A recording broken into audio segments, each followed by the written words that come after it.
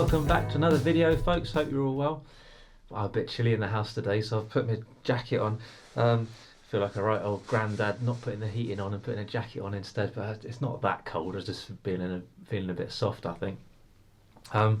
Today's video is going to be on the Rock Climbing Development Instructor, okay, which is a relatively new award by Mountain Training, of which we are providers for. It's a really cool award. There's not loads of information out on the internet in terms of blogs and vlogs and stuff like that, just because it's relatively new. I'm just going to say at this stage though that the best source of information to get everything in black and white is the Mountain Training website. Everything you need to know is on there, okay? So if you're interested in the scheme, yeah, keep watching this video for now, but as soon as it turns off and you've watched it right through to the end, obviously, then go to the Mountain Training website and have a look on there and delve into that lot, because all the info is on that website. All right. The Rock Climbing Development Instructor qualification is an award that teaches you and qualifies you to take people out and teach them lead climbing in a single pitch environment. And there's a few caveats. It has to be single pitch, it has to fit the other criteria of the Rock Climbing Instructor Award. You have to have that RCI before you can get involved in the RCDI, okay? So we're talking single pitch, we're talking non-tidal, we're talking non-serious, okay? Again, all this information is on the Mountain Training website. If you've already got your RCI, or if you're just planning out your outlook, but if you've already got your RCI, what you'll need to have before you can register on the RCDI is 20 days work as a qualified RCI. Okay, that's the first one. This gives you that good broad experience of actually working within a rock climbing environment. More the merrier in terms of those days, but 20 days is the minimum in a variety of areas and all that kind of thing. And you've got to have 60 VS single pitch routes, and up to 50% of them can be multi-pitch. And again, that's just to make sure that you've got a good level of experience, because if you've got 60 VS routes, you've probably got loads of others of grades lower than VS as well. And if you've got grades above, brilliant, that's ace, you'll have even more experience, but you don't have to. VS, that's what it's all about, 60 VS routes, all right? Because you need to be a good all-round instructor. We're not specialising in just trad. You've got to have 60 6A sport routes as well, okay, and up to 50% of them can be abroad. And it's just because modern climbers do all sorts of climbing. Yeah, we do sport climbing, we do trad climbing, probably do some bouldering and stuff as well. And sport climbing is a great stepping stone to trad climbing potentially as well. You don't have to do sport climbing obviously to be a trad climber, but it's a great way to progress people when they're learning, right? Once you've got those, so you've got your RCI and those prerequisites, then you can register on the scheme with Mountain Training. You'd have to double check how much it costs for the registration, I can't remember off the top of my head. And then you can attend a training course. And I think the number is 12. I think there's 12 providers of the course in the UK, which obviously I'm one of them. There's 3 independent providers in Wales, myself, Bryn and Stu, and they're really good as well, right? So if you get on a course with someone other than me, well, it's brilliant. Obviously, it's just great to have people involved. But all the details are on our website as well. Obviously, you can book onto a 4-day training, that is, and it's a really good course. Okay. And this is the reason I wanted to chat about it, really, because there's not much information out there yet as a relatively new award. So it only started last year, and we've run a few, and other people have run some as well. We ran one just before the lockdown as well, so it was the last course we ran so far this year. And like I say, they're just ace. We're getting really experienced rock climbers on these courses who are like super keen to learn and to progress their RCI skills. So the RCI opens up some cool work, and then when you do the RCDI and you can do that plus all the teaching leading kind of thing, it's flipping ace.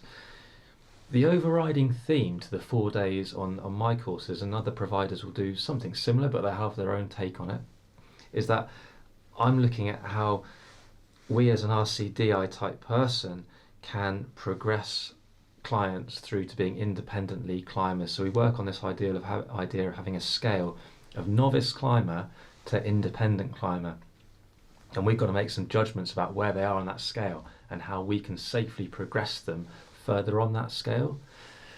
Teaching leading isn't just about having people on the sharp end of the rope while you swing alongside on a rope, sort of doing some sort of coaching. That's part of it, absolutely it is. But there's a lot more to it as well. And I'm not going to go into all the tiny, minute details. On the mountain training website, which I said is the best source of information, is a syllabus, and all these things are written down in there. So take a look at it and get excited by it, because it's just an ace award to be involved in. From a candidate's point of view, perhaps that's you. From a provider's point of view, that's me. I think it's brilliant.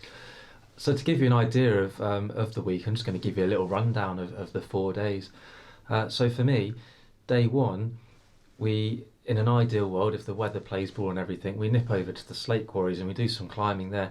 And the kind of general theme of the day there is to look at sort of role modelling, so making sure we're doing the best we can and setting perfect examples.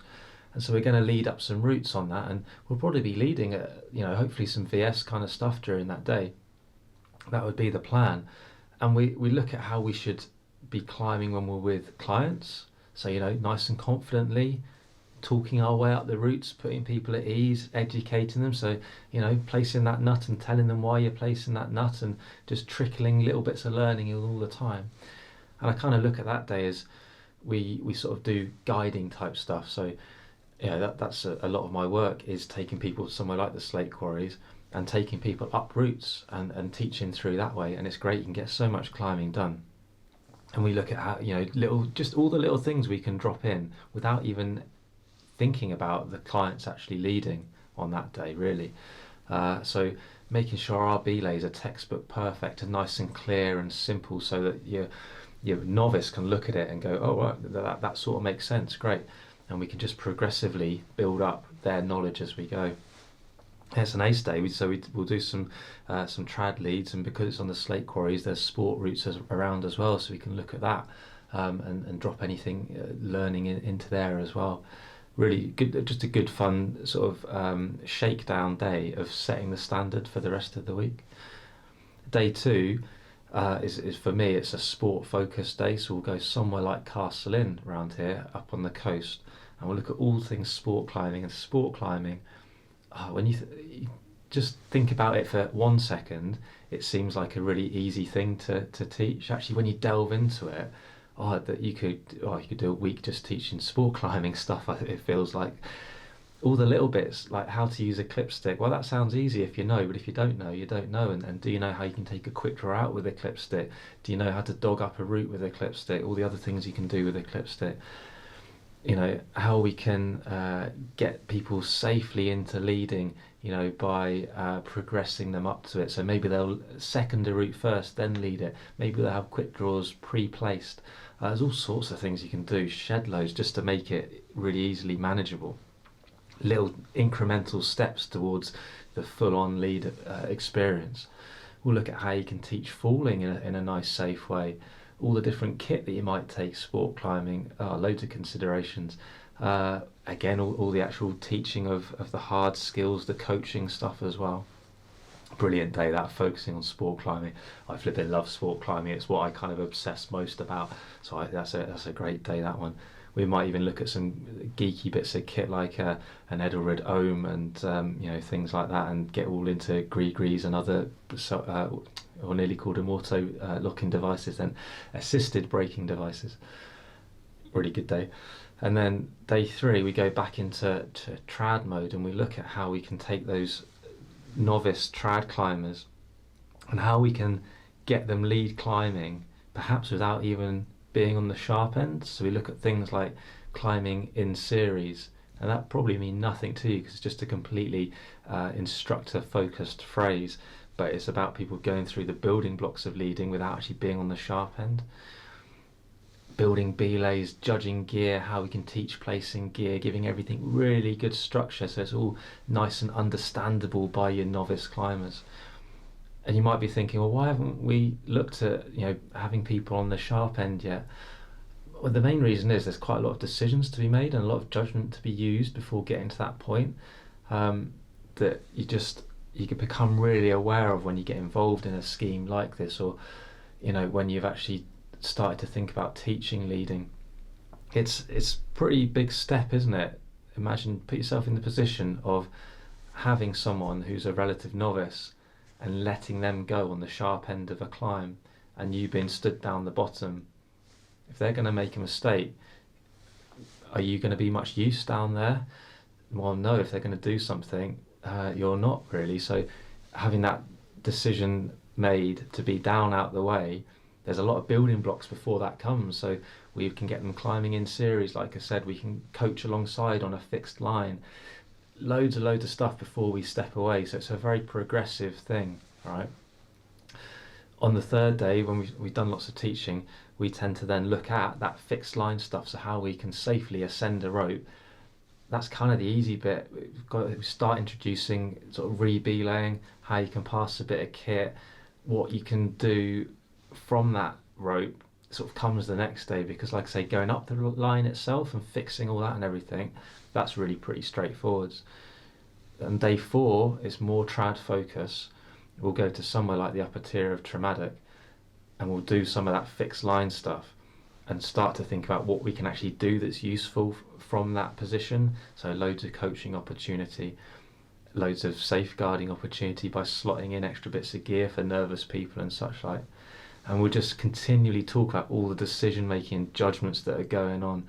You know, that lead climber, that's what we focus on. What about the belaying? Have we taught belaying in those previous days and stuff? There's loads to think about. So on that day, we'll make sure we're in good positions when we're on that line next to people when we're swinging around, because actually you can do more harm than good sometimes. And we'll do some cool climbing as well, because, you know, Traumatic's got some great rock in the upper tier. It's almost like grit up there. It's brilliant. So the whole week we're trying to get some really good climbing in, as well as all the teaching stuff. So you can tell from the 4 days it's quite progressive. So we start with that novice climber, and each day we're imagining we've got those same people with us, and we've progressed them a step each day. And in the course of that 4 days, yeah, they've progressed. Actually, in real life, they might not have progressed that much during the course of 4 days. Who knows? But it's a really cool week. There's so much good chat, and that's not just from me as the provider. That's from all the candidates, because of those prerequisites, right? The candidates coming on these courses are really experienced climbers, and that's brilliant. I feel like when I'm on this course running it, I'm actually just kind of facilitating it. I feel like a bit like a compare at some event, where actually the candidates have got all this information, and I'm just helping people to structure it a bit and look at how maybe they can pass that information on in a better way. There's loads of other climbing awards, right, within the mountain training scheme. There's the RCI that you have to have. There's the Climbing Wall Instructor, and there's the Climbing Wall Development Instructor. So those people are already teaching leading indoors, so they might have loads of really good ideas to bring into the RCDI, because some of them have. And don't forget, there's the coaching scheme within mountain training as well. So some candidates coming on it have got loads of coaching experience, and that's ace. So like I say, there's tons of experience coming in, and that's not even considering the people who are perhaps mountaineering and climbing instructor award trainees, because they're coming on the course as well. For, you know, you can come on it as a bit of CPD, because you kind of focus in on the teaching leading stuff, whereas on the MCI scheme, it's a really big syllabus, so it's not so specific.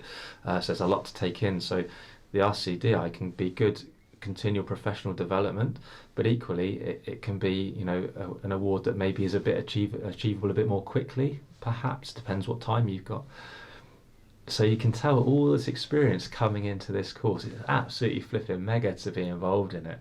It really is an absolute privilege to be working with these people and helping them on this path, because okay, they've done that training course then, and then they go on their consolidation and they practice.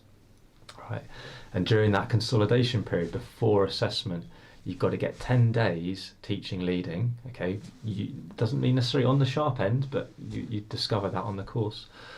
And then they've got to have 30 more VS routes, single pitch, and then you've got to have 30 more 6A sport routes as well. And then you can go to an assessment, and the assessment is 3 days long, and you'll be working with real people for at least a day of that assessment. So actually teaching real people lead climbing, it's flipping great, isn't it? And a challenge as well, because you're meeting these people and having to figure them out and ask them the right questions. So, you know, part of that training course is working out good ways of getting information about someone from them, good questioning and what questions you'll have to ask and all that kind of stuff. You can tell, hopefully, that I'm quite enthusiastic about this award because it just opens up such an amazing type of work to people. You can go out and teach lead climbing on single pitch crags. Well, think how many single pitch crags fall within that criteria, because they've got to be non-tidal and stuff as well. Stanage, just as one crag. Look at the routes on Stanage, hundreds and hundreds of them. So you can work all over the Peak District.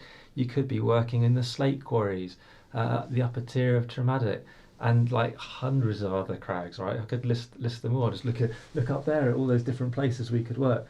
Not all of them, some of them are abroad. But sport climbing, trad climbing, and sometimes when I'm teaching leading, I'll use bouldering as well to work on some movement skills. So it's a flipping ace thing to be involved in. It'd be ace to hear from you if you've got any questions about the award, because I'm absolutely happy to help and guide people as best I can through to doing it. And it'd just be great to see more and more people having a good uptake on the award and getting involved. Like I say, whether that's with me or another provider, I say they're all super psyched by climbing. They're all really keen climbers. So whoever you go with, you're just going to have 4 ace days being properly immersed in climbing chat, and all the other candidates will be like equally super experienced and super keen as well. So what's not to like about it? And then imagine you've passed your assessment and you can get to do this kind of work. Ace. And it might prove to be a good stepping stone to becoming a mountaineering and climbing instructor as well. It's not a prerequisite for it, but it's a great building block, isn't it, to then go and think, oh right, well actually I'd like to teach multi-pitch climbing as well, and maybe in some slightly more adventurous places. And you'll already have all these ace skills from the RCDI, and you're just topping them up with the new stuff then, and it's a wide range of new stuff for the MCI, but you'll be better placed to make the most of that scheme then as well. Well, I'm really excited by this award. I love running this one. It's a challenge for me because it's a relatively new award, so I have to think a lot to make sure I deliver a really good course. But like I say, it's an absolute privilege to be involved in it. Do fire away with any of those questions. I'd be absolutely happy to answer them as best I can. Click that like button, click the subscribe button, find us on Insta, find us on Facebook. More videos coming up very soon.